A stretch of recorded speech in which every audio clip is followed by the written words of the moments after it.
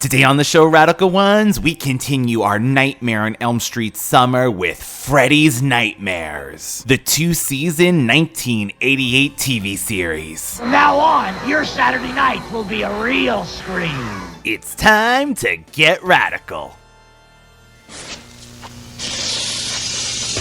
Krueger! Well, it ain't Dr. Seuss.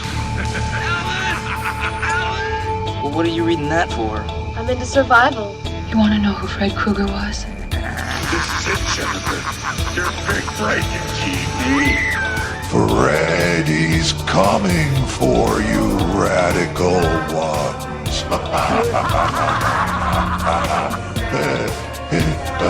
It's Radical Retro Rewind Nightmare on Elm Street Summer.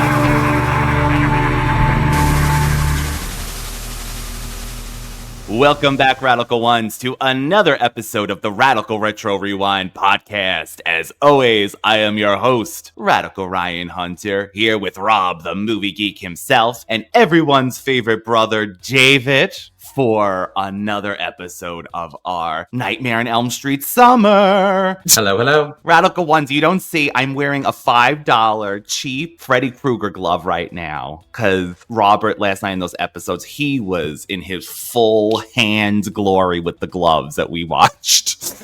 He was feeling the fantasy. This week, we are doing Freddy's Nightmares, the Nightmare on Elm Street TV series. Now, this lasted for 2 seasons, 44 episodes total. It aired from October 9th, 1988 through March 10th, 1990. It was syndicated in the US. Does anyone remember this at the time happening? I do a little bit. I remember the opening credits and that white man screaming in the ether.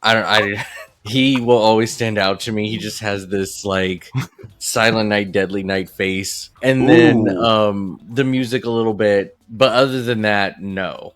I think maybe I have a glimpse of Englund in the courtroom. But I honestly, that's it. That's all I remember from this show. Because I never watched it. So this again, I mean, I've said this over the course of our, when we were doing them, but this is the height of Freddy mania. He transcended. This is not just for teens and adults at this point. Kids, there's bubblegum, there's yo-yos, there's dolls. We're literally playing with children murderer stuff as a kid. And we're like, oh yes, Freddy bubblegum, Freddy cards, Freddy everything. Oh, look, speaking of, David just pulled out a Freddy plush. My God.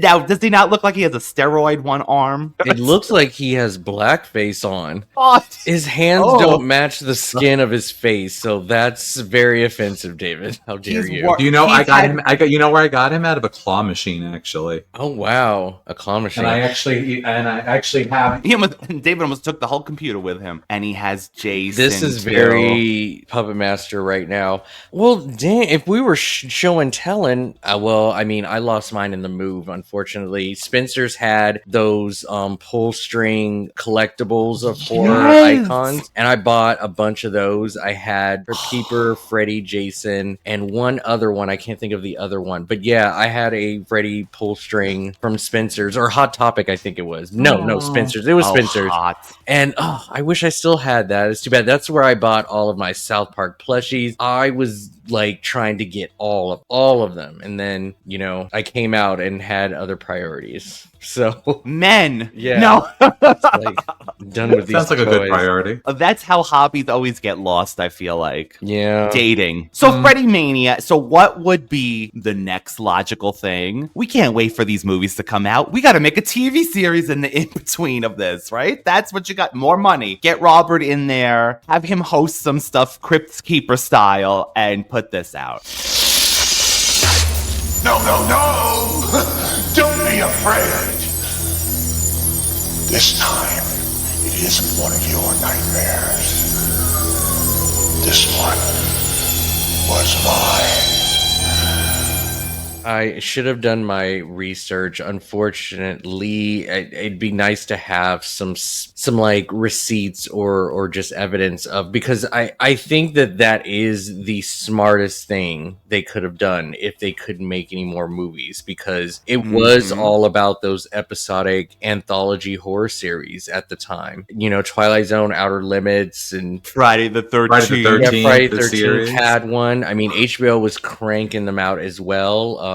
They had Tales from the Crypt, but they also had Tales from the Dark Side. Was that Tales from the Dark Side? But there was this other one. It was like Perversions of Science that I loved a lot too. It was like half Skinamax, but half like science Tales from the Crypt stuff. There's so many cool stories on there. Speaking of men, but like even like Poltergeist, you know, little stuff like the episodic horror stuff was in. It made total sense for him to do that. Yes. And because he was so accepted into the MTV world with his transitions and hosting show, like it made sense for him to do that. I'm just shocked that Robert wanted to kind of make that his whole career at the time. Yeah. I would be trying to do other things, but he went in, and I don't know how many. I wonder what, because I'm kind of discovering how like game shows and things are filmed nowadays, and what they'll usually do is film like 4 to 5 episodes in one day, and they'll crank all of that out so you can have an entire summer off while those episodes are being aired. Or if you're just doing intros like Drag Race, RuPaul will probably record all of her intros in like 2 hours, and the whole season of her videos would be done. She's not coming in weekly to just do it. So I'm wondering if Robert probably just went in, filmed all of those intros, and then said bye, see ya, and then left the show to, you know, film all the episodes. Robert Englund is much more, is recognizable without makeup, right? For many of us. Maybe not everybody. Yeah. Other than, let's say, Kane Hodder, who you would not know if you were standing next to him unless you're a big fan and you know him because, like, I would know his face because I actually took pictures with him because, you know, I met him and everything. But do you think he would have transitioned into doing something like you're saying? I don't know why you would have necessarily see him doing this sort of thing. Like, would you really see him doing his own talk show or hosting something as himself or going into movies as himself? Because even when he was on Charmed, which we know we always bring our little charm into it, I feel like they still led into, even when they did like close-ups of his mouth and in his thing, they still were giving me some Freddy realness with him when he was playing that kind of dingy character that was putting people in clay or whatever on that episode. Like, what would be the natural transition? Well, I mean, not to say he doesn't have a great range. No, sure. He does. But I think a lot of actors have a lot of mannerisms or quirks. That's why they're easily impressionable. You know, people can, cosplay and impress them. Not impress, but what is the word? Do impressions. Impressions. My goodness. Okay, like impressions, because their movements are so easily mapped. Like you can clock all of the things that they're used to doing. And yes, I'm sure that he leaned into that because of the horror aspect and because of what he's known for. Even if he, because he did have a full career in the horror genre and it wasn't just Freddy. So it's not necessarily being like, I don't want to do horror anymore. I'm just surprised that he put a lot of time in this one character. I don't know in his career if he did, was able to branch out and do other projects outside of this TV show. Cause I want to say it was weekly. So that's not too bad. Yeah. I'm just curious that he had time to do other things while he was doing this, or did he put all of his eggs in a basket and just did this for 2 years? That's what it seems like. That's what it seems like. Because that's a lot of makeup. Again, just having to do that all the time too. Like I'm just shocked that he chose to be the host of this and also be in some of these episodes. I mean, that's dedication. It's funny you say that because the first episode when he's on trial, which we're going to talk about, I was like, the first thing I said to Ryan was, he must be so happy he didn't have to put on makeup for this one episode at least. Why? And this is what I was going to bring up when Rob was talking about earlier. I told David last night too, I have a feeling half of the time it wasn't even Robert. The voiceovers were like you could hear, even when he was burning, okay, clearly the actor's not going to be talking, or the stunt person, but it was clearly voiceover. You think you was going to get rid of me? never showed his face as a normal person the whole entire time. Honestly, that could have been anybody. And I'm still not sure if it was him. I mean, I get you could do it for... You mean for some of the scenes, or because I believe they showed him when he finally put on his hat and then he like left. I think when he was in the cage, he probably not have been the COVID cage. That's what I call it. The COVID plexiglass thing. I don't think he was in. I see. Burning. I don't think that was him burning. Matter of fact, there's a part where in the Sister's Keeper, the second part of the episode, David is having his Jason and Freddy dolls make out on camera right now. Excuse me. Even in the second part of the episode where there's a shadow of Freddy, I went to David and I said, I guarantee you that a stunt person put on a fedora and put the glove in the back. Like things like that, I guarantee you he was no part of. And they just gave him the voiceover work to make it easier. I mean, I can't be or not to have to pay him to be physically there either. And we learned of this franchise, they were cheap. They wanted less time. How can we make it cheap? More Freddy, but not even pay Robert. So I could totally see them doing this. They couldn't even put a red wig on the stunt double for our Alice stunt double. That was a man, baby, with a brown wig. It definitely was. Worlds inside our minds, worlds of peace and beauty. But when our minds wander too far, we lose control and enter the dark, deadly world of Freddy Krueger, where nightmares come alive. Experience Freddy's World every Saturday when A Nightmare on Elm Street, Freddy's Nightmares, comes to Channel 9. Don't let him catch you sleeping. From now on, your Saturday night will be a real scream.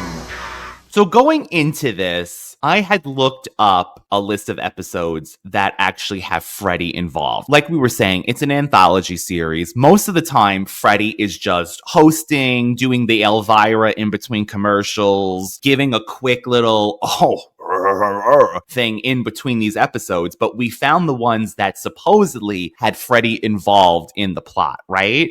So right off the bat, we found out some inconsistencies because we were supposed to watch 3 episodes. Rob actually watched basically the 3, but the last episode online said it was a sequel to the pilot and Freddy was on trial again. Rob went to the episode, Freddy wasn't even involved. So that was one thing that was wrong. The next thing that we found out was we were going through the list. There's this one episode that goes, it's a sequel to part 4 and it involves Kristen's sister. Now we're watching this. That ain't her mother. That ain't the family. What is happening? So this morning I go, what is happening? So get this, everybody. It says the episode, The Sister's Keeper, it's a long running fan theory / mix up. In Elm Street Part 4, Kristen's mom is Elaine Parker. She is the one who slips Kristen the sleeping pills at dinner, basically feeding her to Freddy. In Sister's Keeper, Freddy stalks 2 sisters whose mother is overbearing and dismissive, similar to Elaine Parker. Because of that similarity, plus the fact that the episode aired soon after Part 4, a lot of early fan guides, magazines, and discussions mislabeled the Blocker family as the Parker family, which has now stuck around in trivia.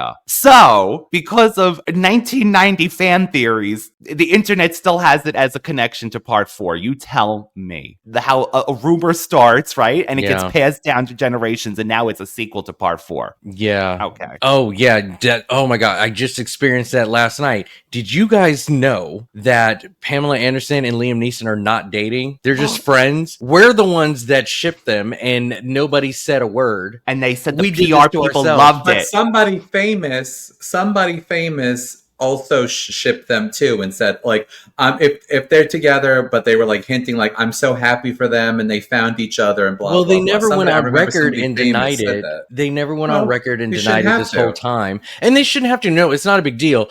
But what they did go on record for is that they both said like we didn't do this for this, right? What you saw was genuine friendship. Everything that they said was true. You guys just took it a step further as if we were together. So they're making it clear, right? If you're a man and a woman, right? They're just making it clear that what you saw was real and we are friends. We did not fake a friendship either. Like this is genuine. But yeah, they're not dating. So yeah, it was all because of us. Fans create their own theory, But and everybody, there we go. but honestly, how do you like come up with a whole storyline and say this is like these different people? Like there is nothing even remotely. Why? Because they're blonde and they have frizzy hair. By the way, oh my god, thing. You have no idea. This whole episode, I'm like, she's using Suave. She might need to use some Pantene on that frizzy hair of hers. The hair.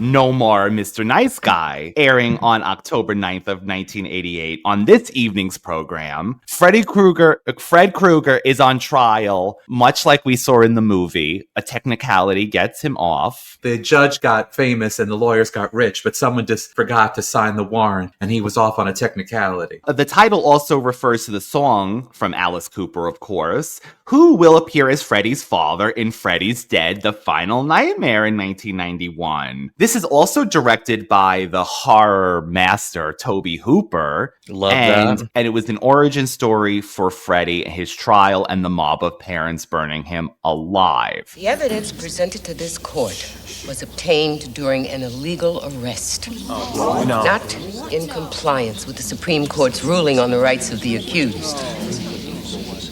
With great regret, I must grant defense's motion to dismiss. Your Honor, this man cannot be allowed to walk free. Then he should have been read his rights at the time of his arrest. I'm as sorry as you, but the law is the law. If procedure had been followed, this couldn't have happened. Court's adjourned. First feelings about everything. I mean, yes, it is not movie quality cinematography. And I don't care about that. I don't care about that. Okay, perfect. Yeah, just give me a note. Just give me a good story.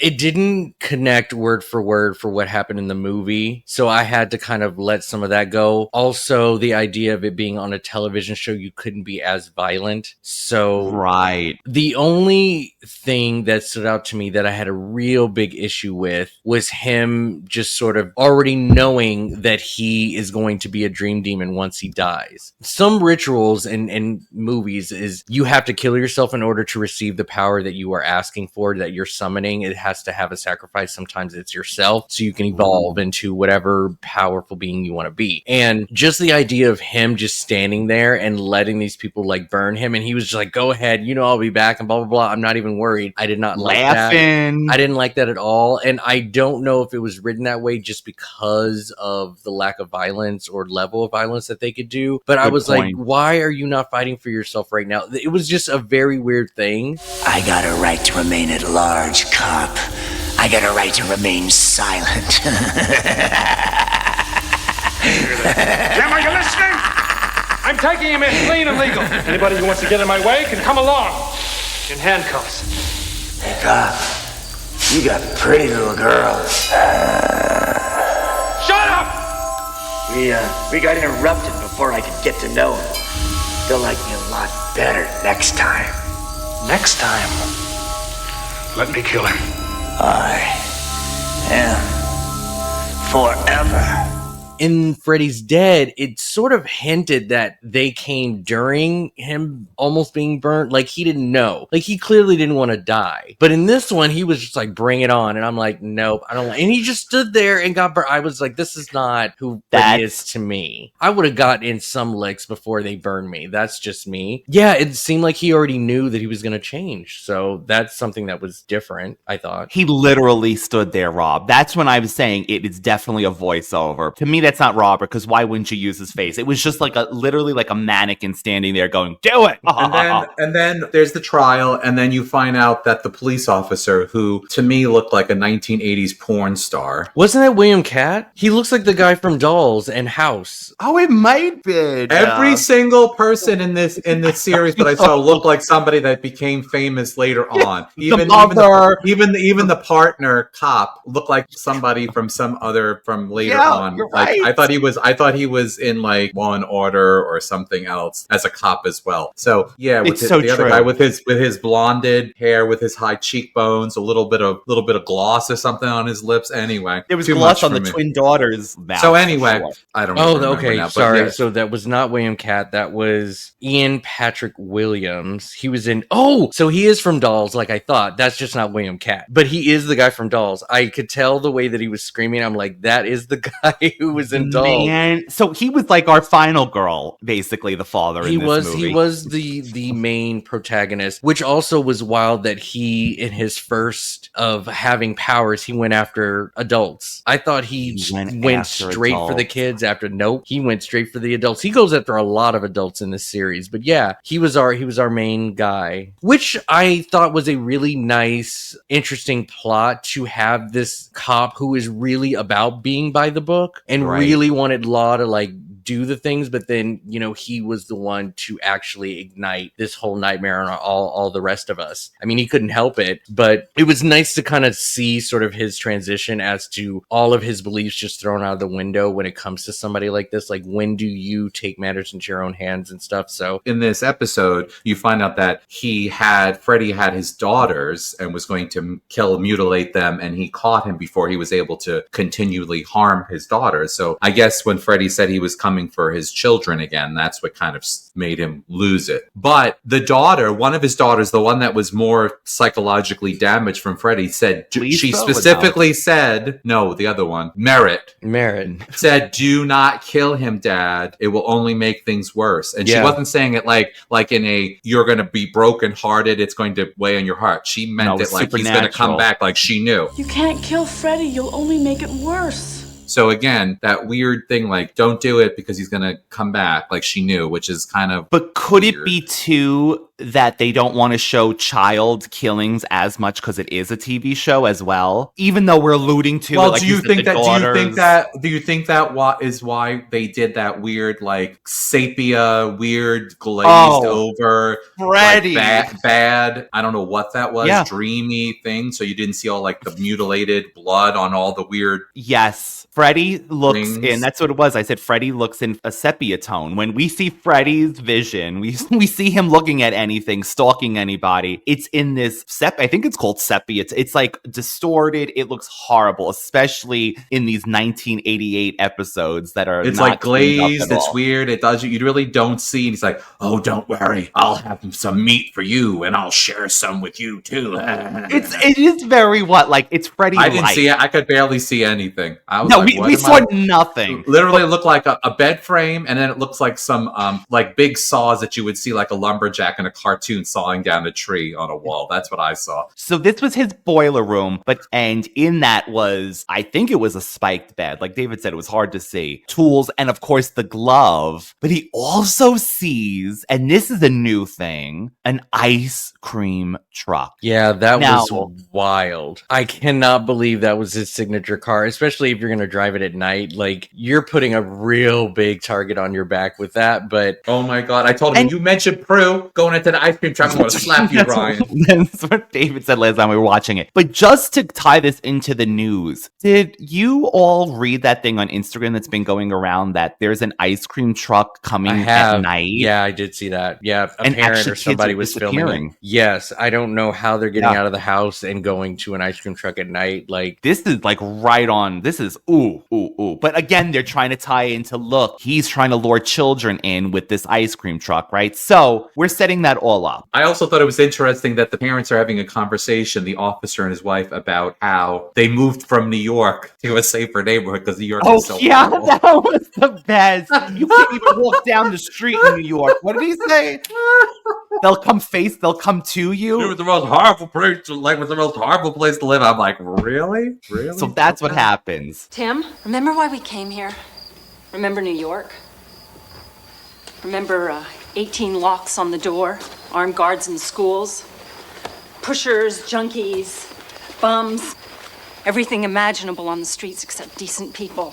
Sarah, don't. Okay, I so was like, it ain't so bad now after all, is it? we have to set up this thing with the two daughters, right? The policeman's wife, who now becomes a character in our sequel episode. Are you feeling the disconnect between the two of them? Did you see that she gave him some dry chicken on a paper plate? No, that was the outside cop. That was the outside cop that Freddy killed, and the blood actually went right on the paper plate. That was the best. They were like, "We are not sparing any. The set and it cannot be destroyed. You're getting that fake blood right on this paper plate with the chicken." Must be starving, Lou.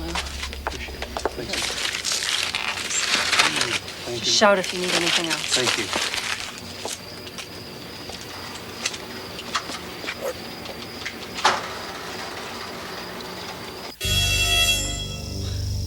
That guard won't do any good.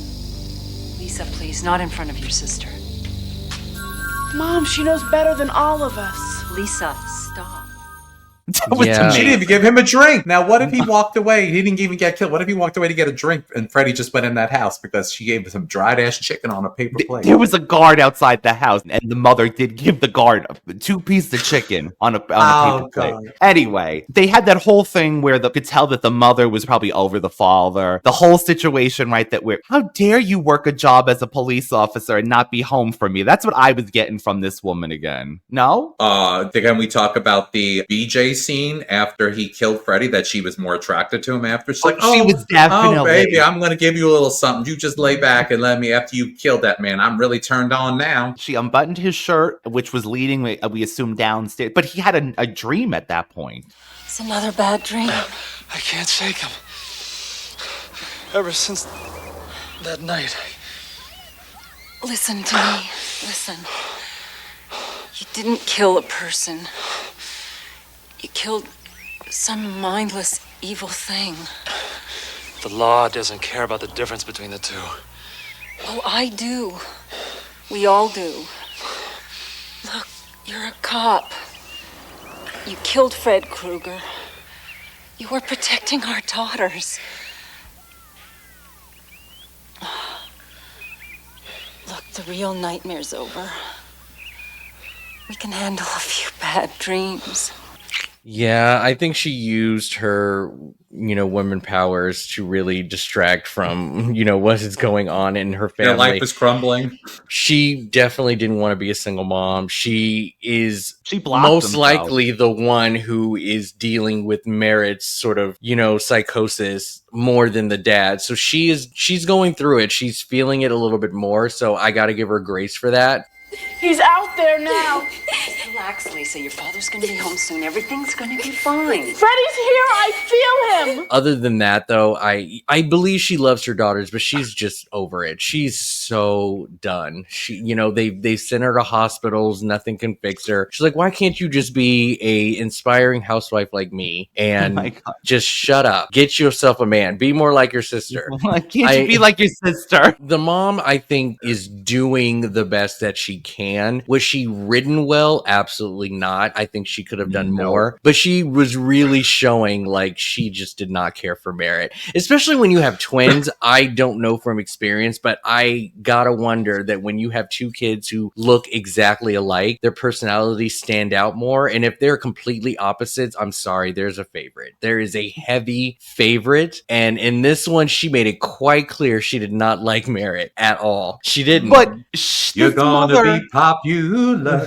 For sure. This mother, though, couldn't even tell her daughters apart in the second episode. She couldn't tell Lisa was Merrin. Well, I think that was a dream. I think she was was still dreaming. Yeah, Lisa woke up like 4 times before we found out it was like a dream. So, but I could be wrong. All that stuff kind of blend in but I think honestly, that was a dream. That was a dream? Yeah. Okay. Well, so just to complete this one, our officer, is he the chief of police? No, it wasn't mentioned he was the chief, right? He's just an officer or a lieutenant or something. Sort of one who took on the case, yeah. Can we talk about Freddy's powers in this too? Because he is able to send letters from hell. Forget about edible arrangements. Magic. He's a magician. He makes things letters that combust, and they say, you know, hello. What it was, it literally said from hell, right? It Yeah, said, wish you were here. Yeah, wish you were here. Wish you were here. Coming for your daughters. Poof. I'm burning in hell. Wish you was here. Someone actually, gentlemen, had left a comment on our Freddy's Dead episode where I mentioned that there's this theory that Freddy's Dead could be in the continuity of Freddy's Nightmares. BBG372 says Freddy's Dead cannot be in the continuity with Freddy's Nightmares because the first episode of the series gives a different origin to the character. So the things we're noting, the power difference, the fact that Marge wasn't there with her cigarette and vodka and Donald, the cop, are we almost saying that this is its own entity? It is its own universe. Version? Yeah. Okay, so this is separate. That's how I mean, because we're always going to find, what's the word? Contradictions. Plot holes and things like that. We're always going to find them. So there's no way for us to really make, because I actually was looking for a pseudo Donald to be there and just be a part of this drama, but they didn't even hire an actor to just play a young version of him. They just went with something else. So to me, it's its own universe, and I don't need them to connect either. That's the other thing too. It's like, so what? It's a TV show. It is what it is. Right. Yes. So that was my question. So you're okay with it? I am too. If it's own. But you also had some parts that were like the bones hit the officers. That was pretty badass because I think they put it in the same type of car too. In the bones of a Corvette or something. I mean, yeah, not convertible or something. The junkyard. Yeah. I thought that was really cool. I thought that was great. I will say this. So whether you think it was Freddy or not, I found a lot of his silhouette shots and images of him just showing his eyes. I think the camera really captured his creepiness and great makeup. I think for a TV show, for a pilot, I was impressed by how they made Freddy look. And even if he was lit up, because when he took out the cop in the the police station or whatever, he was lit up, and you can just see a lot of like lighter side of his face. The dream sequence I thought was great. His nails turned into things or whatever. I thought all of that was cool. Mentalist tools. Yeah, I feel that a lot of things that happened to the cop leading up to that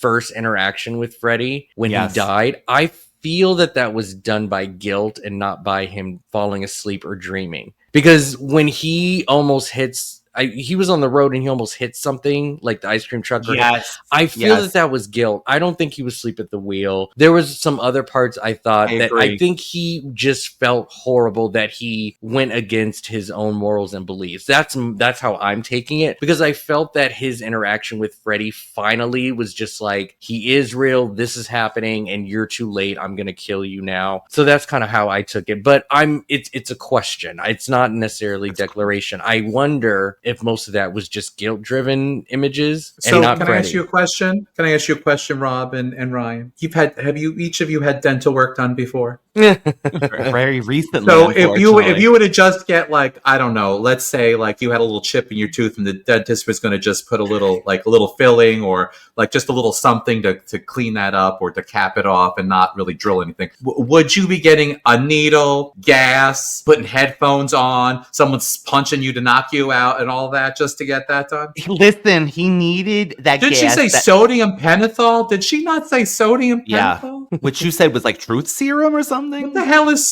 what is she giving him sodium pentothal for? That gas let him see through clothes, okay? That was his statement, and that is what he wanted. He's like, I am just going to give you this horse tranquilizer, and you will get that. And then you are going to be human trafficked. Don't worry, because to put a little something, a filler on that tooth, we're going to knock you out completely. I know you're supposed to be leaving in 2 minutes. Yeah, the doctor said it was only going to take 5 minutes. Nope, sorry, doc. This gas lets me see through your clothes. It's just the nitrous taking effect. Boy, he really is painless. And now for the sodium pentothal.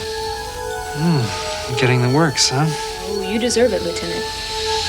And Freddy did take him out, honestly. Yes, we did have to go through a TV series, a 60-minute plot. Freddy taking him out in that dentist's office was almost anticlimactic in a way, or maybe it was just because of time constraint. You had to take him out by the end. I mean, the episode did focus a lot on him. I was uncertain if he was going to be our victim of the episode. I know that he was getting haunted a lot, but I always thought that Freddy was supposed to go after the kids, so I expected one of them to die, and to see the father die, I didn't know they were going to leave them fatherless. She talks about it, Daddy. She talks? In her sleep, when she can sleep. What does she say? Mostly she says his name over and over.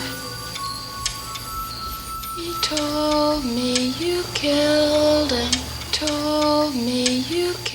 I was fine with it. I thought, I mean, I will say that I wrote down, I was like, I don't know why we need a whole hour for this. No, could have been 40 minutes. I honestly thought that these were going to be 30-minute little stories. Me and I was too. like, I don't know if I could sit through an hour of this, because the dialogue and a lot of the set pieces, the way that they were just kind of conversing with each other in these boring sets, it's like, we don't need an hour of this. There's no reason you need to drag this out. I'm not feeling any character. I'm not getting attached to them. Why are we doing that?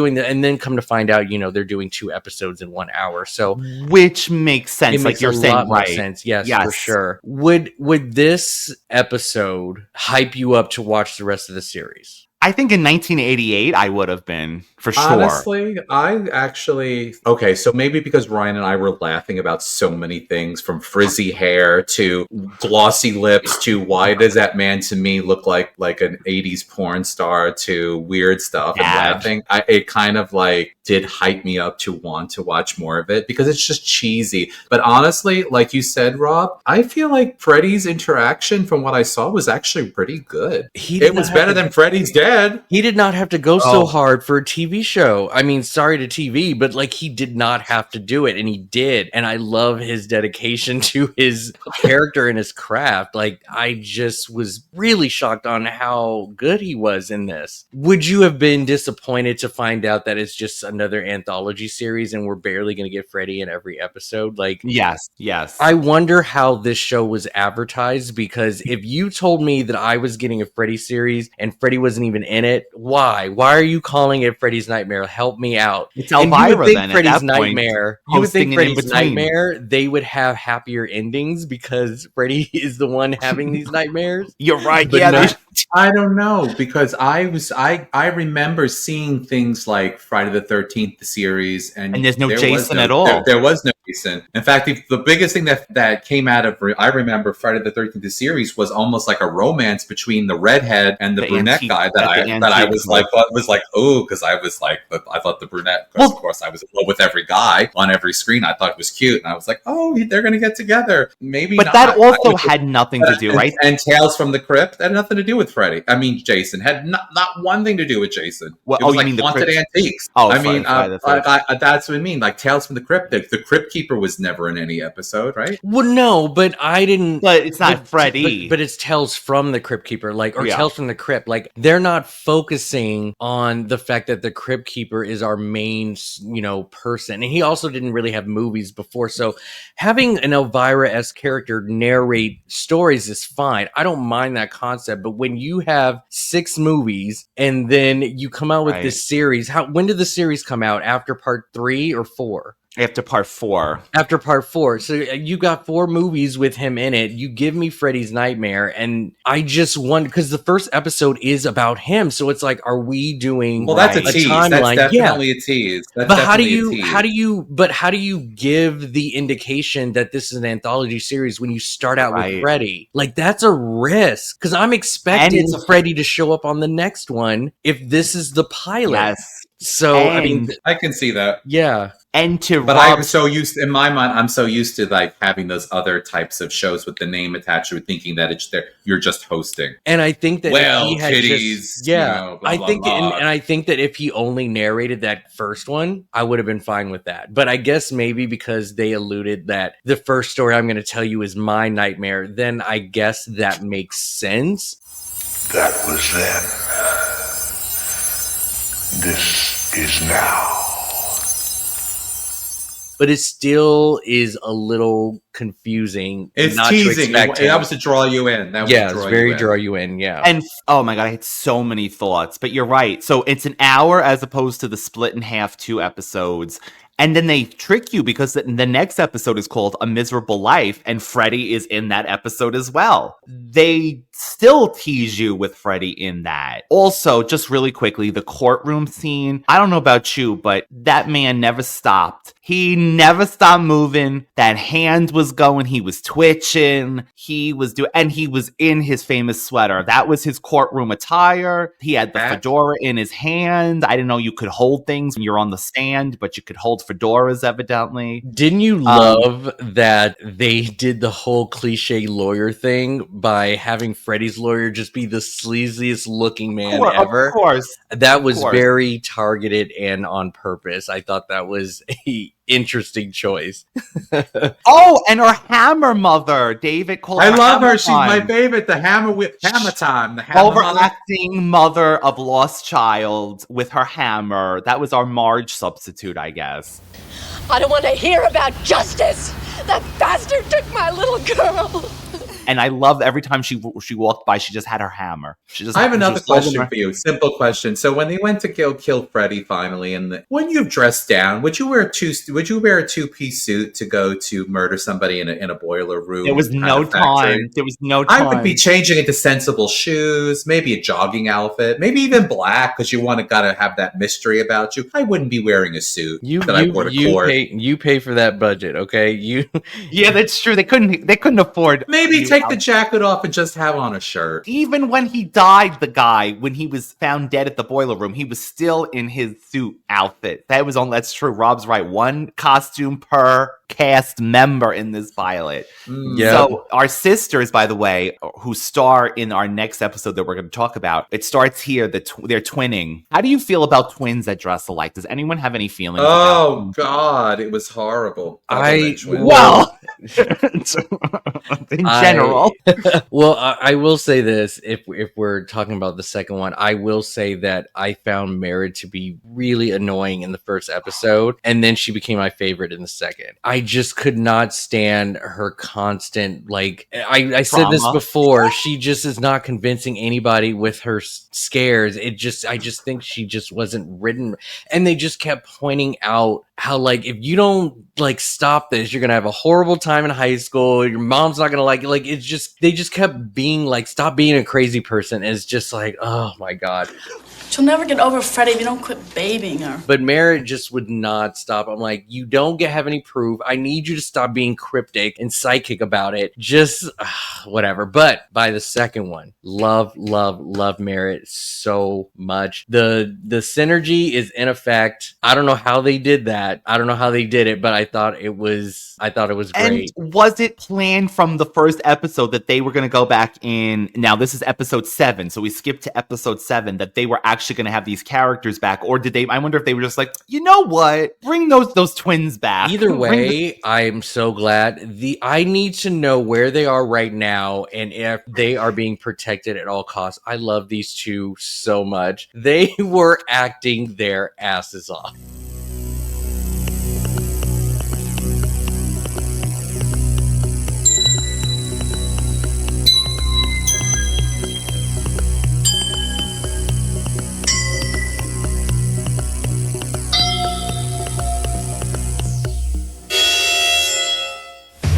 These beautiful twins are very connected to a deadly presence. Freddy's there every time I close my eyes.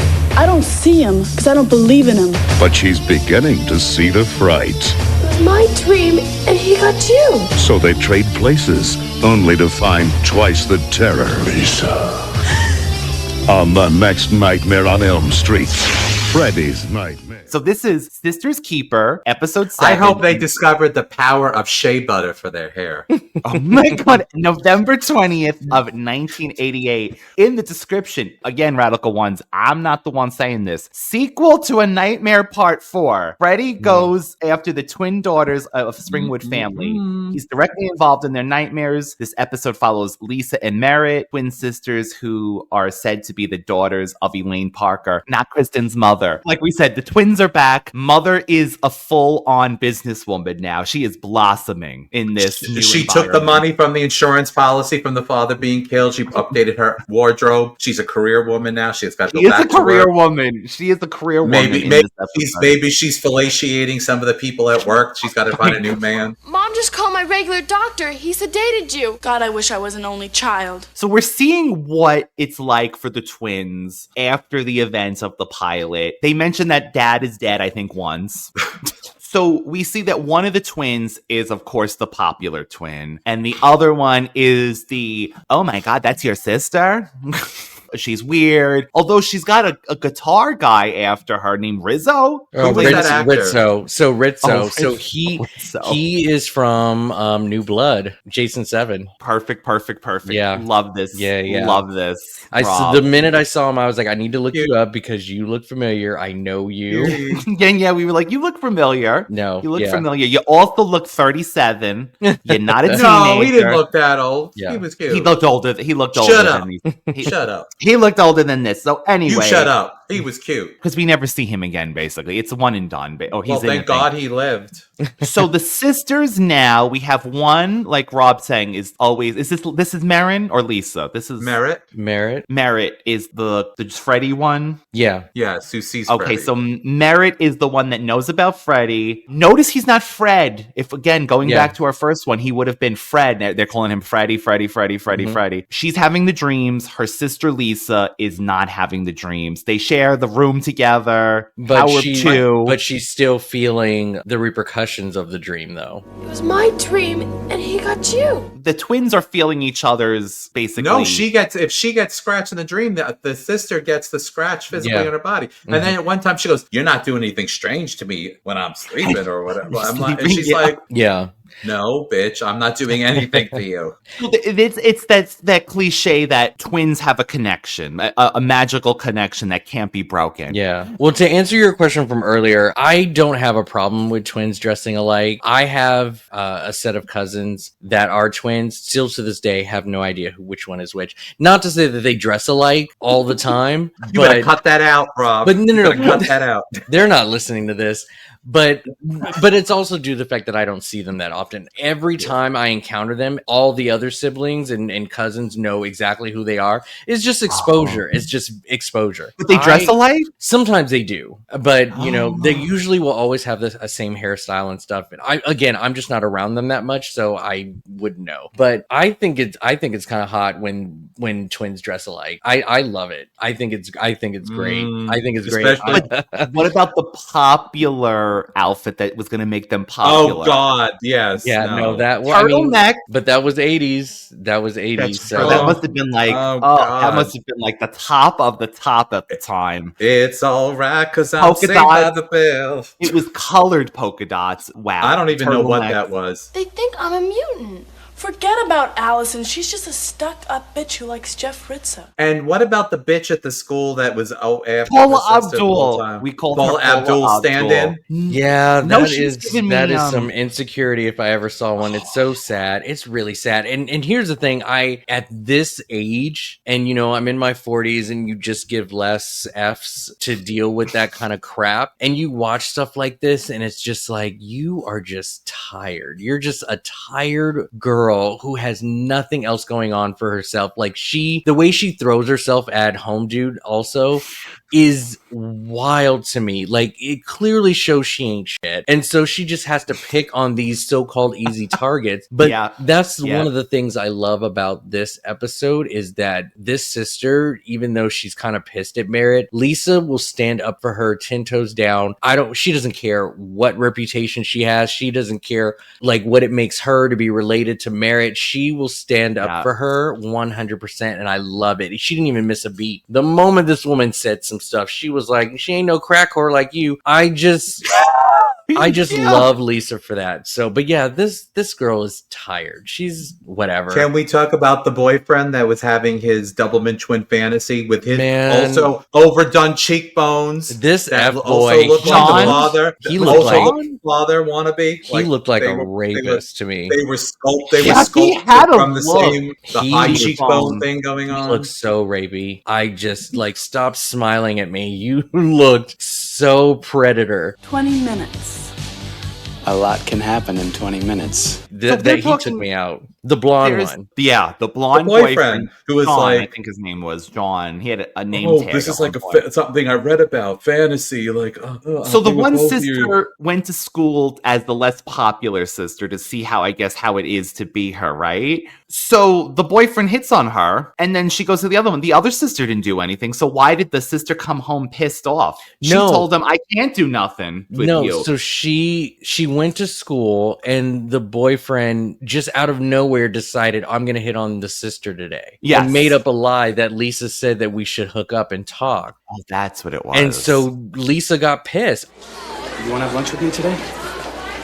Wouldn't Lisa mind? Hell no. She always says that you and I should get to know each other better. I, at the time, didn't know that was Lisa, to be honest. I just thought Mary was standing up for her sister. But no, she was pissed. She was like, I can't believe you just said that. I'm surprised she didn't out herself in front of the boyfriend. She just slaps him and leaves. She was playing that role. She was going for it. But, I mean, this is what I enjoyed about this particular hour. If you're going to do a full episode that's going to be an hour long, give us some kind of depth. And the fact that Lisa, even though she is the more popular one, she still has something to envy about Merritt. She doesn't like the fact that mom is giving her all the attention because she needs more help. And Lisa is just always just going to be by herself. So she feels a little bit alone at home. You didn't have to wait up for me.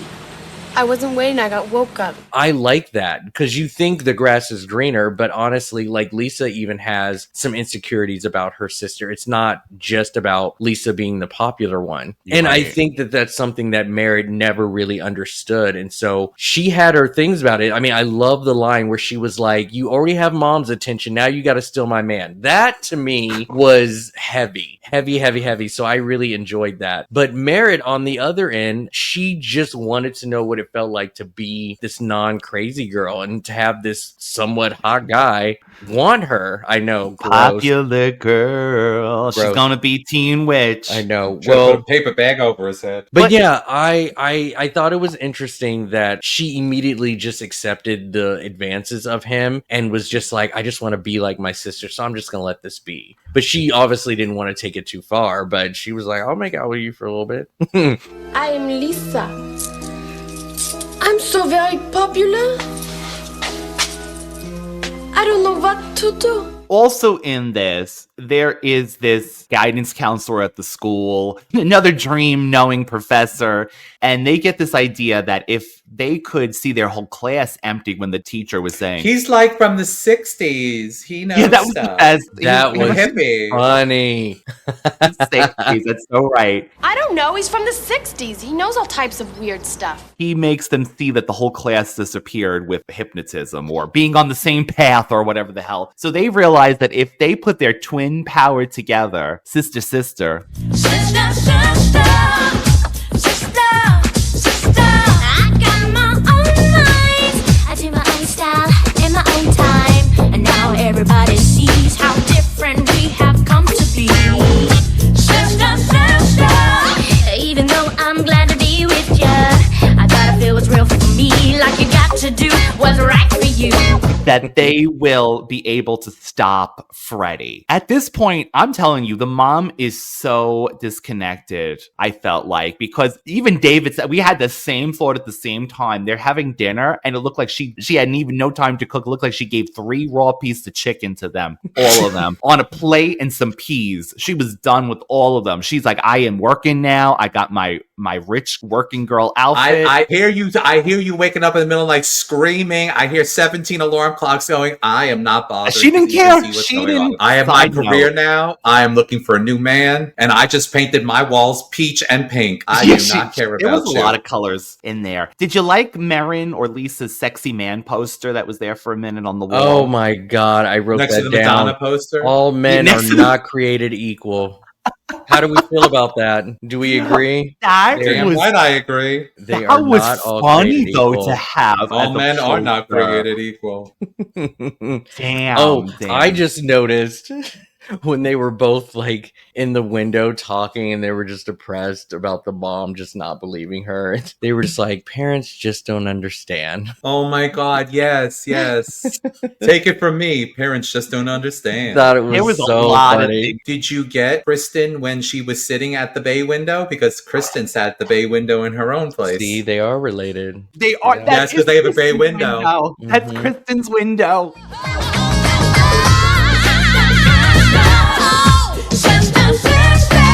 So you did say, David, at one point it was a little Dream Warrior-esque when they started to discover their abilities to be able to fight him in the dream.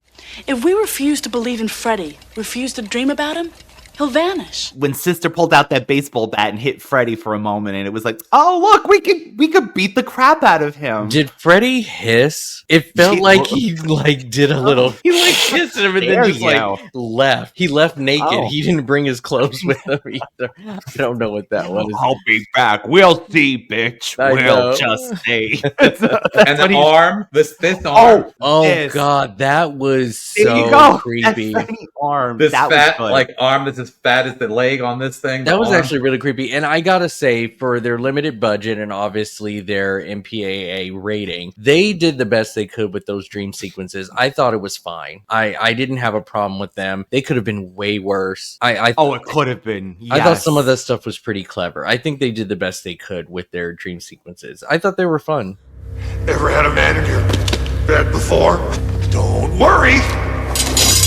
I'll be real gentle. I think this was much better than the pilot story. No, the twins sold it for me. They were just, like I said, they were acting so much in this. Yeah. Just pulling out all the emotions. I thought that they were great together. They were bonding. They were like accepting the fact they were working together. They were actually like, I understand what you're going through. Yes. I liked that part. And even when they held hands together, like, that's charmed. But yeah, Lisa's journey on trying to figure out that Freddy's real was just, I mean, it was dream after dream after dream. And Homegirl knew. She was like, you're just going to have to go deep in because you got to believe me one way or another. But, she tried to act like, I don't know what she's talking about. Like, I don't believe in Freddy. Does Freddy have a thing for bathrooms? Because every time they have to go into that bathroom.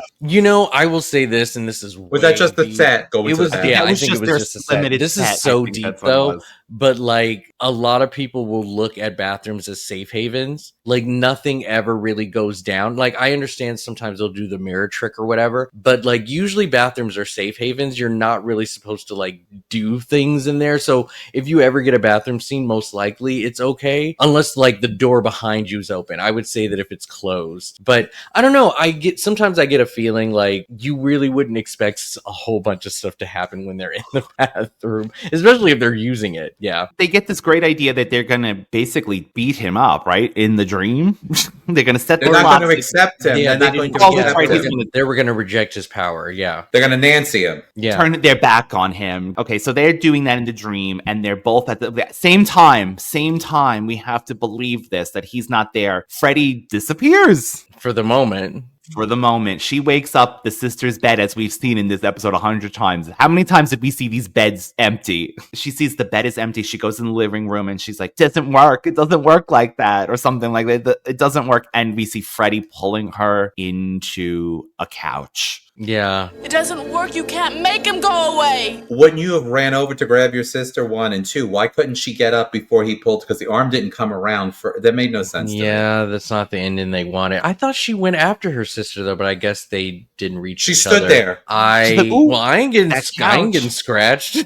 That couch will never be the same again. Until I honestly was really shocked by that. I thought the sister was just going to wake up with a scar in her stomach and they were going to have to deal with this shit for the rest of their life. life. They took her out. I was gasping. I was like, oh we my God. too. We were shocked, I think. I was like, and I'm also surprised that it was Lisa was the one, or was that Merritt who died? No, Lisa died. I was surprised that it was Lisa who died and not Merritt, because Merritt is the expert. So I just did not expect that at all. I mean, how do you choose? So there's also this thing where there's a dream sequence where Freddy's screwing with them, and the mother's saying that like Lisa's Merritt and Merritt's Lisa, and back and forth, and like they're like trying to make them like lose their minds that one is the other, and the mother is thinking that Lisa doesn't exist, and it's just Merritt to mess with them. But when she wakes up and Lisa is all bloody and whatever, this mother comes in and is like, "What did you do to your sister?" And she says she basically says she sacrificed herself to save me. No, it was Freddy! Lisa died for me! It was Freddy! So is she implying that now that Lisa is dead, Freddy is no longer going to pursue her because he got his pound of flesh, or what? Because why would she have sacrificed herself so that he couldn't get her? Yeah, I didn't get that either. I think it's just that maybe meaning like she took the blow from me. This time. Yeah. But now she's going to be locked up, right? Because she's already crazy. Mom already hates her. Yeah, you killed the good one. Like, of course you did this. No, that she immediately was like, "What did you?" I mean, how do you explain it? There's nobody else in the room. Father. There's nobody else. In the room. It was room. Freddy. Yeah, she got her committed. Poor thing. That's probably why Lisa died, because Merritt was going to easily take the blame. I think that's probably why it happened that way. You're right, for a plot wise. Yeah, that's why it had to happen. That's too bad. That sucks. I did not expect that, but I should have known better, given the pilot or whatever, that these episodes are going to end not in the protagonist's favor. So that was going to be my question. So like Rob did watch part of another episode. Did it seem like that was going to be the theme? Like it's always going to be a dead, everyone's not happy kind of. Yeah, no, they're going to end where most people are not going to not necessarily survive, but get an ending to where they can breathe. Unfortunately, this psychiatrist who's famous for being on TV, he's like one of those TV psychics. So he's not fake, but he just is using his gifts for money and being famous on TV or whatever. And so this mom challenges him and says, "Oh, you think you're so good? Come fix my son. He still thinks that Freddy is after him. So why don't you use your magic on him?" And the guy, is like, "I don't do that. Like, that's not how this works." But because of the audience and everybody just, watching him, he had to do it. Otherwise, he would be called a fake. So he took the job and decided to I want to say that he was a live-in psychiatrist. He was in the house a lot. And he tried to help this teenage boy, forget about Freddy. And long story short, it works because Freddy decides to leave him alone and go after the psychiatrist. So now adults now again. Yeah, and so the psychiatrist finally figures out that Freddy actually is real, and he tries to go and warn the studio because the mom and the son went on the show and on record that, this psychiatrist beat Freddy, nobody has anything to worry about. But the psychiatrist, by the time he makes it to the studio, he's already delirious and up in the head, like he just doesn't know which way is up, and he takes a gun and just goes hysterical and was like, "Freddy's alive and blah blah blah, you have to tell people." And he gets shot and dies. But there's this other guy in the background, and I think this is where I fell asleep because I didn't know who he was until the ending. But apparently he was somebody that also believes Freddy is real. And so when he saw the psychiatrist is acting all crazy, this guy goes, "You saw Freddy, didn't you? You know he's real," and blah, blah, blah. But the psychiatrist didn't want to believe it and just leaves him. And so the second half is about this other guy and him dealing with it, but I didn't make it that far. So yeah, these are not ending in anyone's favor. One thing that I did want to point out from the other episode, though, was the best scene for me, or the grossest one, is when the mom took all of the knives and stuck them in each finger. Oh, that was great. That was so cool. I was like, "Oh, please don't do all four. I can't." This, it looked like it hurt. There was no camera trickery. It was like, I'm putting them in every finger. That was But yeah, I think most of these end badly, which is fine. Tales from the Crypt did the same thing, but it was more of a comeuppance rather than, so there was justice. This one is just despair. Just straight up despair, And I guess it makes sense from Freddy because mostly these always end with I mean, as the series went on, more characters survived, but it usually was death, stuck in the dream. Is it a dream? Is it not a dream? So yeah. So I would say overall, I love the fact that the theme song was great. Love the theme song. I'm so glad they used the same school as far as the exterior. I thought that was fantastic. I did not, so I don't know how you guys watched it, but for me, I watched it on Plex and they had ads, right? So there were transitions throughout the episode and I hated those transitions so much. I hated them. Because they didn't even line them up with the commercial break. You would get the commercial break, and then out of nowhere it would be like this still image from earlier, Freddy just smiling or something. Yeah, it's and it would just weird. I hated it. But then, you know, as I was watching these two episodes, given that they were full hour length, one story, I was shocked that they made it an hour show because I thought I was going to zip through these, and I was just like, why are we dealing with this for Freddy? I was like, this is a really bad concept. But then reading certain plots as I was scrolling through, you find out that they are 30-minute stories just within a full hour. And I thought that was a better idea. So they redeemed themselves with that. But I am actually curious of some of these episodes. I don't know when I would ever watch it, but like stuff like this and like monsters and stuff, I've always been curious on how, because I think you can be like a one-off storyteller and just come up with a great concept, sell it, and they turn it into an episode. You could pretty much do anything you want in these series. And I'm just curious what kind of ideas they came up with for some of this stuff. There's probably so many stories, you're right, that never were full-length movie length that could be done in an anthology, yes. Yeah. And it might be in Freddy's Nightmare. There might be a great horror story that's so true. Although I have interest in seeing things like this one where it says that a college girl is obsessed with Freddy and is crushing on him. I can't even imagine how. It's called Safe Sex, so I can't even imagine what happens with that. So we're left with wanting more then. I'm curious. As long as they're free and accessible, I would totally. You're curious, really? I mean, there's only 2 seasons, so I mean, about twins. Maybe I would just scroll through and watch the ones that had good storylines versus just watching them because there's no continuity. But there are more episodes in this series that tie into another one. There's tons of sequels. Yes, and I think that's actually pretty cool. I like that. We thought we would just give our rankings of what we thought would be our top movies. So for me, Freddy's Dead is the worst. Next up is the 2010 remake. Then I have Freddy's Revenge Part 2. Ooh, I forgot to put Part 2 on mine. Okay. And then I have Dream Child Part 5. And then I put Freddy vs. Jason in here just because you guys don't have to, but that's where it goes in my timeline. That's mine. Then I have Dream Warriors Part 3. Okay. And then my top 3. Third is Part 4, Dream Master.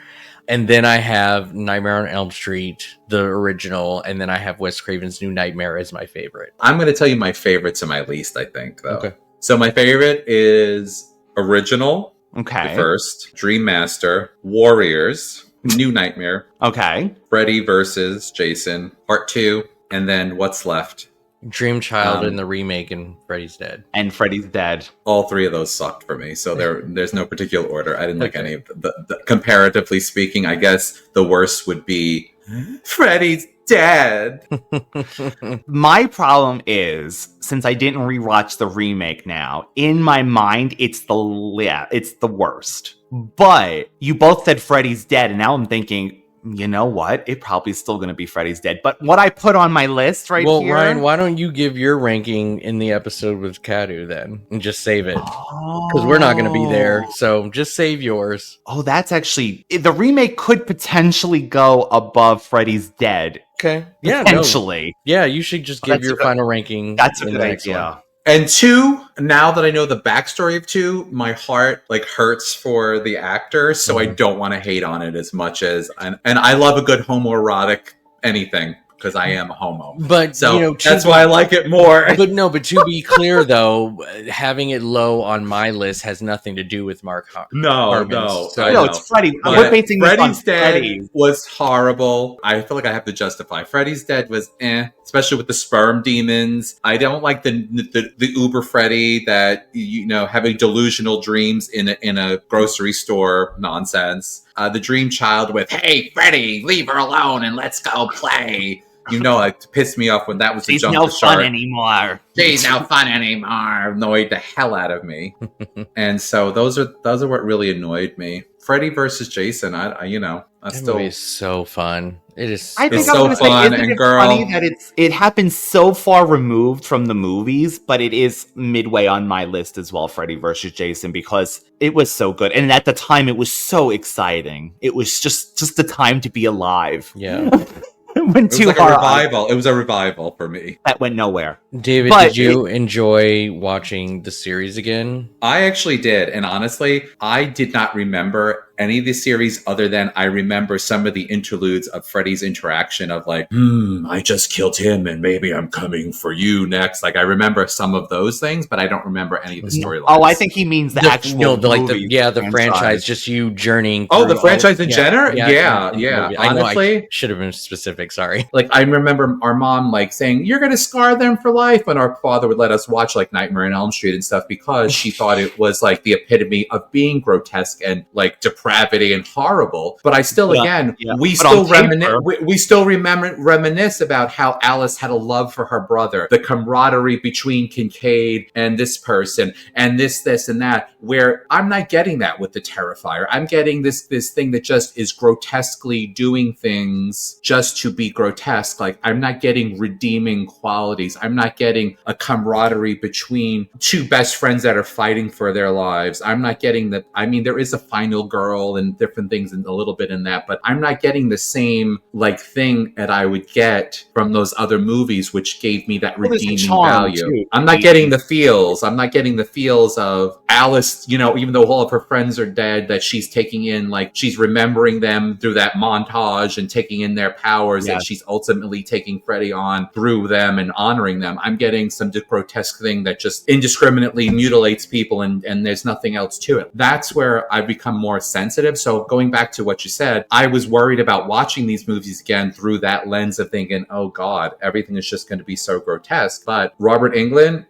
is an amazing character actor, amazing his fluidity, his like really to testament to him, his snarkiness, the way he does his lines, just his timing, and just the characters, like your Heather Langenkamps, like those type of things, like your Jamie Lee Curtis's, like their careers are based off of these horror movies. There's a reason why they were so popular, not just for slashing. So I really did enjoy it. I was afraid I wasn't going to, though. I guess that's where I'm going with this, because I was afraid of viewing it through that lens of being older and worried about, am I just going to see some random person slashing people for the sake of doing it? I didn't get that. So that's my long explanation, but I really did enjoy it. That's good. It's odd. You don't want to dream anymore? No, isn't it funny that I think there's two camps. Like, we literally camp. We love both franchises, right? Friday the 13th, Nightmare on Elm Street. I think I'm still a Jason guy. I get something out of those movies for some reason. I don't know. I like them for somewhat better. I love these. Sure. But I think I've seen the Friday the 13th movies more. Okay. It's because he's got a big knife and he's only got these little butter knives and he's got this big machete. The Friday the 13th series, I think, is more character driven with the kids and the teens and the people that survive. I still love these movies, though. That's awesome. I love that take. Very good. How did you like that, Radical One? You're all Friday'd out, and now I'm saying, no, maybe go to Jason. No. And his apple orchard. Are you going to be in love with him? Are you in love with him secretly? I'm in love with Jason. I am. You want him to hold you in his large arms and crush you? They always have those Jason, like the friendly Jason as the lovable monster. Rob's recommendations. I tried to come up with some similar or sort of in the same camp of franchises that you can latch on to, get a long storyline of the same character, have a lot to pull from just one IP. And I actually have a mix of TV and movies to recommend. Even better. And, okay. I mean, here's the thing, especially with slasher films or just movies from the 80s, franchises are a dime a dozen. And I think that while there is so many that have been made, I think all of them have been seen. Like, a lot of franchises have already been seen. And what I'm bringing to the table is just ones that are still, I believe, are under the radar. Not many people are talking about as much. And hopefully we can get some new audiences for these, because I just find them to be fascinating. I will start with this series that I personally still need to finish, so I will be honest with that. But it's a series that went on for 2 years on Sci-Fi, and it's called Channel Zero. Have any of you heard of this? I have heard of Channel Zero. I have heard of nothing about it. See, that's what I'm talking about. So, do you remember there was a big uprise in what is called creepypastas? Do you guys know what a creepypasta is? Okay. Yes. So, this particular TV series is an anthology series that is based on creepypastas. So they take these small stories and expand them into universes. And I believe they went 2 seasons. They have like 24 episodes. No, 4 seasons, excuse me. But I think they were kind of like chopped up. So yeah, but 24 episodes, and they were very well written. They were deep. They weren't just grotesque to be grotesque, but there were some very creepy elements in it. The biggest draw in from the very first season that there was this little monster that was all made of teeth, like head to toe, just teeth. The episodes that I have seen, I found them to be really good. There was depth in them. There was character development. I wish I could tell you if it's free anywhere. Unfortunately, I think you may have to have the AMC channel, the AMC Plus, or you could purchase it on Prime. But who knows? Maybe they'll show up on, for free on the Sci-Fi, on demand or something. But Channel Zero, if you haven't heard of it, look it up. I think you guys might enjoy that. The next one, Ryan's gonna love this. I think, because I don't hear about some of these from the franchise a lot anymore, and I think they need to be rewatched for a possible resurgence of how good or maybe how bad they are. I don't know. But the Living Dead series, I think that we only go today and we're done. And there's so many more to this particular franchise, the one timeline, that I think people should really go back and watch and pull from the heavy themes that were used to make these movies what they are. And the fact that we had a zombie movie every decade or whatever that came out, there was always something to talk about. Yes. That zombies were used in order to put a mirror to what is going on in today's world. And I just enjoy these zombies movies past day. I think there is something to be said about the later sequels, and give it a rewatch and see what you think. Yeah. So yeah, I'm recommending that. I'm also recommending the Canadian slasher series Slasher. I don't know if you guys have ever heard of this. Now, Slasher is gory. It is gory. It has the most despicable characters you will ever see, but man, do they amp up the kills in this. So do you remember Harper's Island? Every episode somebody died. That is what Slasher is. They give you a full-length series murder mystery, so you also get to solve a murder or mystery. That's really cool. Every episode someone dies. Every season it just gets grosser and grosser. The poster looks gross too. Every season is a different story, but what's cool is that they reuse the same actors playing different people. Oh, I love that concept. I've loved it since Dark Shadows. Ryan Murphy stole it. So I believe you can find the first 2, maybe 3 seasons on Netflix, but then I think you may need Shudder in order to watch the rest, and it's just due to it being canceled. Find a way to watch these series, and if you don't want to watch from beginning to end, that's okay. I would say watch a trailer for each season, pick the one that resonates with you more. They're great. I believe that season 3, if I read the synopsis correctly. I think that was my favorite one. Druid? Is that season? Ooh, let me look it up actually, because I'm very curious. There was one that took place in an apartment complex. People during the summer solstice. Yes, that's the third season. Okay, that is my favorite. I love that one. As the series went on, some high-end actors ended up showing up in this series too. I just think this show is fantastic. So definitely check out Slasher. I think it's worth it. The next one I'm going to recommend is the Conjuring universe. And I'm not just limiting this to what is our couple? Oh, this is so bad. God, and they're so famous too. Oh my God, the Warrens. The Warrens, thank you. It's not just about the Warrens. It's about, Annabelle. It's about right? The Nun. Yeah, the Nun. Like, this universe, there's so many of these movies for you to latch onto. And I think that if you're going to go from one franchise to the next, this has so many for you to watch. We're getting our final movie coming out this year. So Conjuring, I think, is a great, the Insidious series. Like, there's so many movies. I think there's like a good 10 to 14 of these that you can watch right now. If you combine them all together. So, I mean, what a feat to create this gigantic universe. So I definitely recommend that. Because Megan ain't going anywhere, unfortunately, anymore. No, I know that the Conjuring series is more popular than some of the stuff that I've mentioned. So maybe most of you have seen it, but honestly, I would expand and make sure to watch the rest of the universe, not just Conjuring.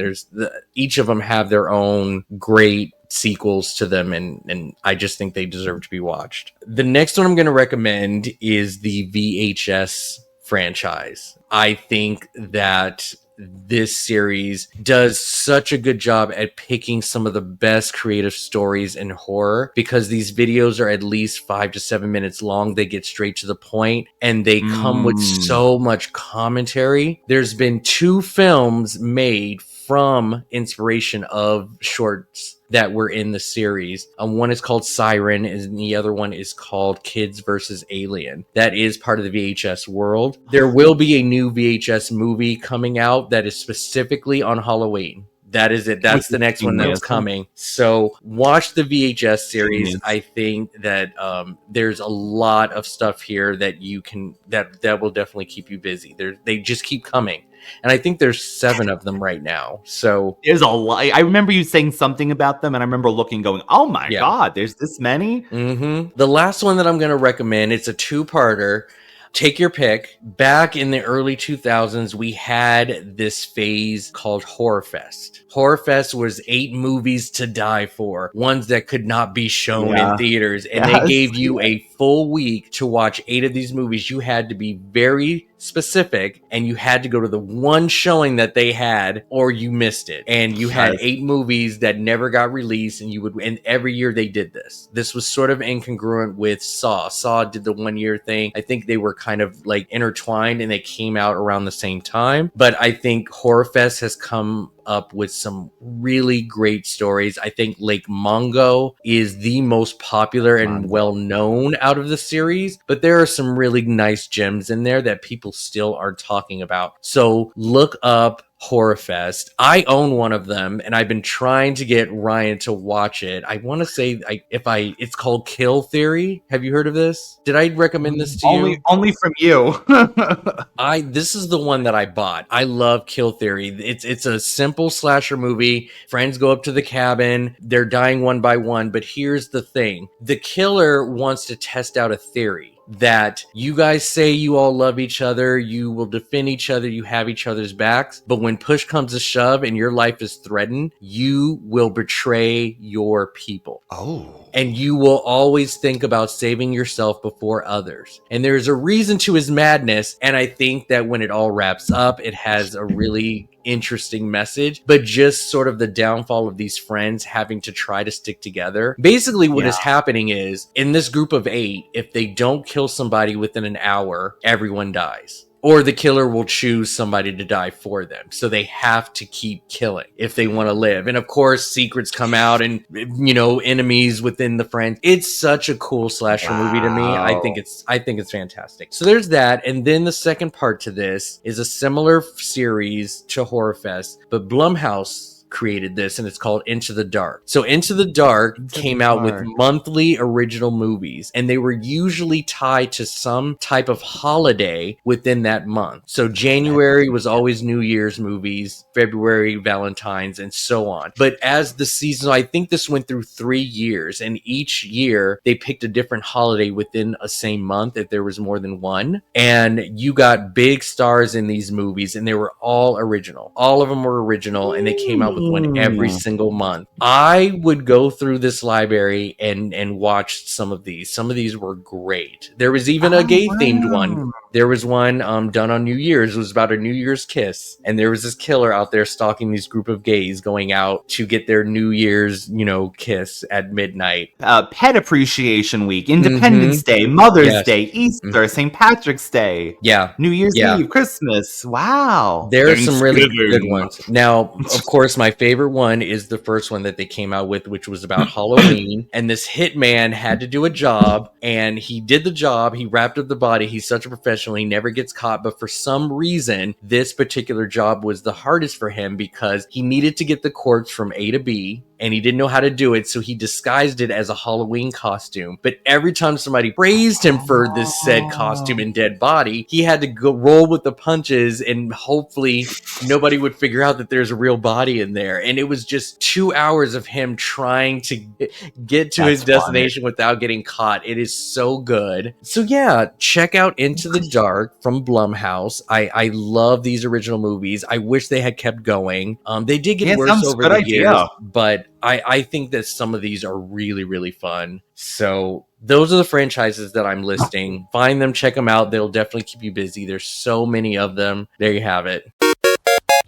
Radical Ones, that was another episode of the podcast. Of course, we have one more Freddy movie to cover. That is the 2010 remake. We have said various things about it over the course of the last episodes. But again, like we mentioned in this one, I saw it one and done. Maybe in 2025, this will be a masterpiece. Mwah. I'll say, oh my God, it beat Freddy's Dead so much. Well, you will get to see Mr. Thomas Dekker, who he recently just discovered and has a crush. So he's in this movie for a little bit. We have a surprise for you, Radical Ones. Oh my God, this man is so handsome. Oh my God. So stay tuned for that. Rob, when you're not hanging out over here, where can the lovely people find you at? I am on Instagram. I have a movie page called Rob the Movie Geek. You'll find some old archive reviews on there, including a lot of the Into the Dark films that I've rated. As I connected the page to Letterboxd, you'll find other recommendations that I've done for the podcast on that page. So definitely check that out. Remember that after our summer with Freddy, I have one more episode left. We are going to do Mannequin sometime in September, so look out for that. That'll be my swan song for Radical. So yeah, because we couldn't end it on this episode, this night. Yeah, this can't be my last. Yeah, Freddy's Nightmare is my last episode. Yeah, okay. This couldn't be it. Oh my God, that would have been a nightmare. So yeah, no pun intended. Right? Yeah. Stay tuned for one more Freddy episode. But yes, Rob is not done just yet, as well as David at Universal Appeal 2020, all one word, and the Radical Retro Rewind podcast, one word. They're on Instagram, TikTok, YouTube, and beyond. Of course, we have everyone's links in the description box below. There we go. One more final nightmare next week, and then we'll bring you joy again, of course. So, Radical Ones, as always, stay radical, and thank you both for being here this week. Thank you. Bye. Bye.